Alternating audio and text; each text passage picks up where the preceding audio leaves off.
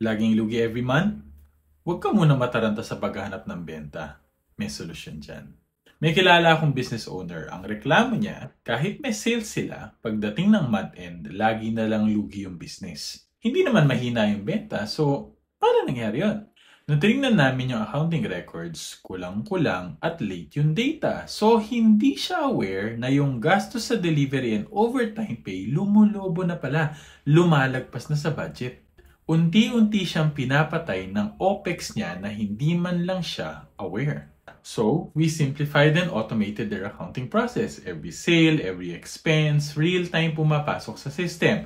May dashboard na agad nagpapakita kung saan napupunta yung pera. So, within 2 months, lumitaw yung mas malaking picture ng problema. Ang dami palang expenses na out of control. Kaya, walang natitira. The good news, naka-action sila agad. And in just a few months' time, from negative, naging positive ang monthly results ng business. Kung lagi kang nagtataka kung bakit lugi lagi yung negosyo mo, huwag ka kagad pump ng benta. Ayusin muna natin yung numbers para mas kalkulado ang atake. Automation isn't just about saving time. It's about saving your business from undetected losses. This is the power of accounting automation. And if you're interested to know more, send us a message. Laging tandaan, basta accounting, i-automate na yan.